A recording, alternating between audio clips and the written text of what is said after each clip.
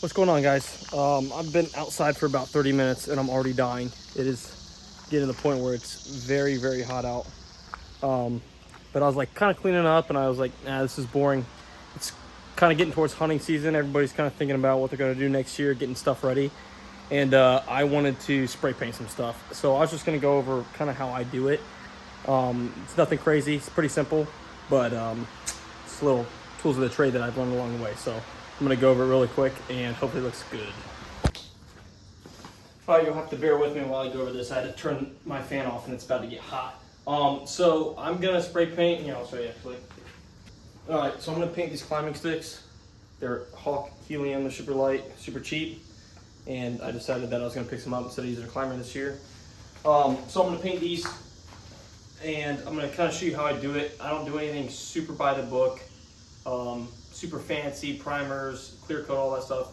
It's a waste of time because it's spray paint, it comes off anyway. And you just, if you want to do it again, you can do it again. It's super easy.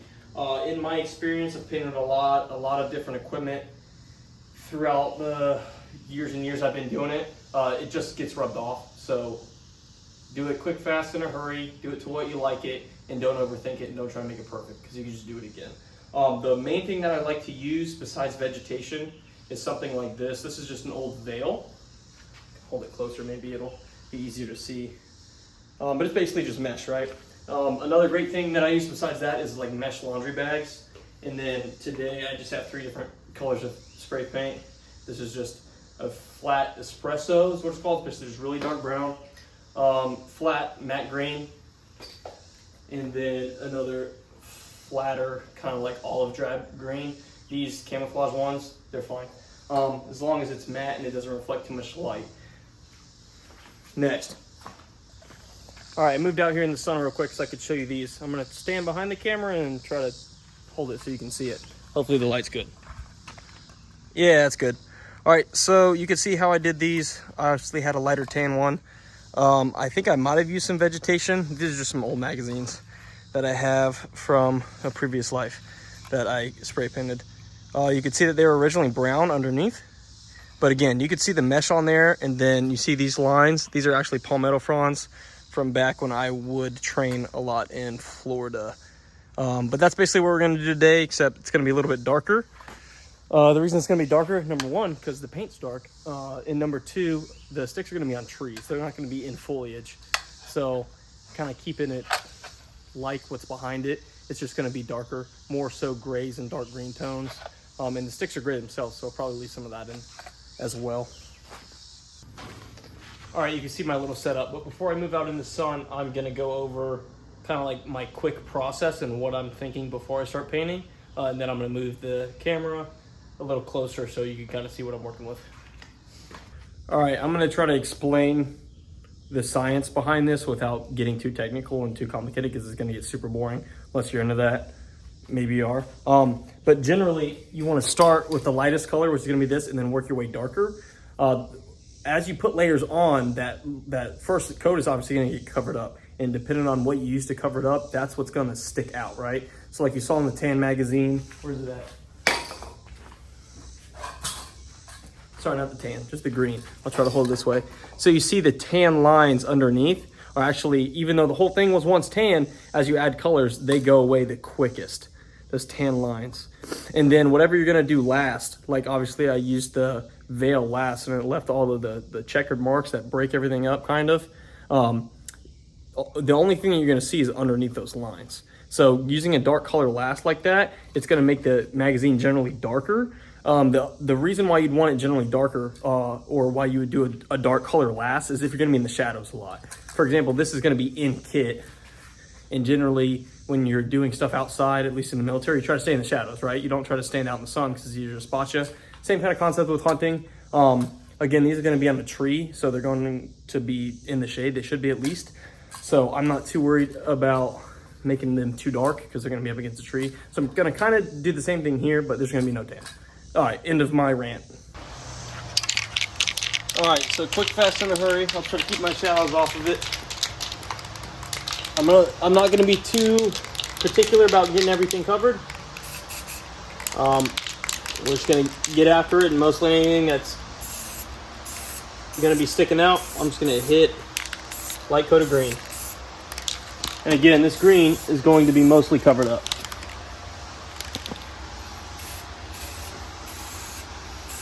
No need to make it pretty. Nothing as nature looks that way. So if you really want to be high speed with it, just throw the paint on there. All you're doing is breaking up patterns. That's all camouflage does.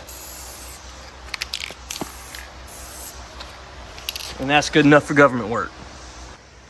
All right, this is gonna dry pretty fast, but I'll just show you how much paint's on there. And again, this is first layer, mostly gonna be covered up. All right, now I'm going with a bit of the more flat, kind of earth tone green. Bear with me in the shadows, because the sun is aggressive, and I'm just trying to beat it right now. For this one, I'm mostly gonna just do it in big blotches. Like, I'll basically just show you. Like, it's a little different green, and these sticks are so skinny that you're not gonna see much of them anyway. Like, you can't do very elaborate patterns on something so small. And again, we're just breaking up shadows. That's all camouflage is. So I'm basically just gonna hit a couple areas pretty heavily. If I want something a little more, I'll give it a little more. I'll get out of the way. But that's basically it. Next. All right, I'm gonna hold one of these up and we'll see. I've been painting the other ones behind the scenes, by the way. You can see a bit of the color there. And again, very subtle. We're just breaking up shadows. I kind of focused more on at least covering some of the hardware. But yeah, now time to make it look pretty. All right, so I'm just gonna show you how I would use this. Since I got it, this is what I'm gonna use today. And it's super easy. So what you wanna do is drape it over. Kind of get it pulled as tight as you can without stretching the material too much. And I just lift it up. And even if I was doing a rifle or anything like that, I would be doing the same thing, except I wouldn't be getting it caught. I'd lift it up and just let gravity kind of pull it tight enough where it's going to hold it on this material. And then I'm going to spray it this way. It's simple, easy. All right, hopefully this will work okay. Take this paint bed up real quick. And like I was saying earlier, this material is going to basically cover up all of the lighter color depending on how heavy I want to spray. And for this, I think I want to spray pretty heavy. I think I want these to be more dark, or at least looking like bark, because they're right up against it. If they were just in the shadows, then I would probably just do a few lines of this and I wouldn't use the mesh at all. But since it's right up against the material, then I'm going to kind of emulate that so it looks the same from a distance. Although it's just, you know, for deer, right? They're not really paying attention. But for me, it looks pretty and that's how I want it. So I'm just gonna come in. I can see my different colors of paint. So I think I'm gonna try to jump in between those. But overall, you know, just put paint on it.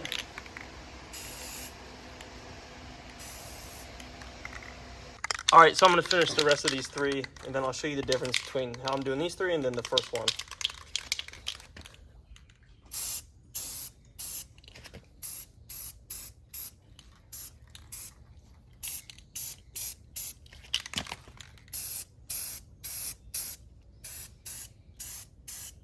As I'm moving to the right, I'm getting progressively lighter, just so I could show you the difference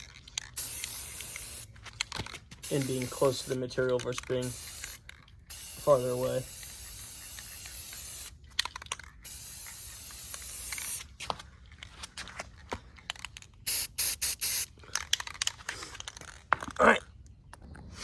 All right, so this is the first stick that I did. And you can see that I just kind of sprayed in certain areas.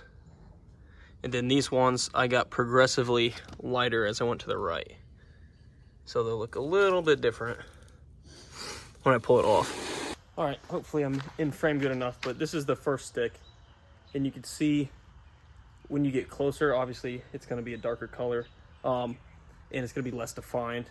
This one's pretty well defined, also closer. So this is the first stick. You can kind of see when you do it splotchy. it's obviously gonna be splotchier, more defined. And then this is the last stick. You can see it's almost barely visible. Still shiny because the paint's not dry, but it's kind of more broken up. So when you're closer to it, it's more broken up, and when you're farther away, you wouldn't really even notice it anyway. All right, now we're gonna go put it in the bushes and see what it looks like.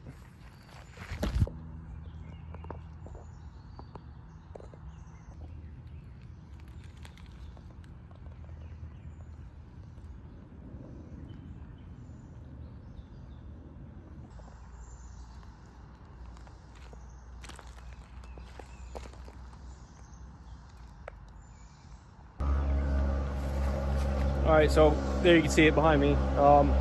Obviously, it's not gonna look just like the tree, but that's really not the point, right? So it's not silver hanging up against a tree.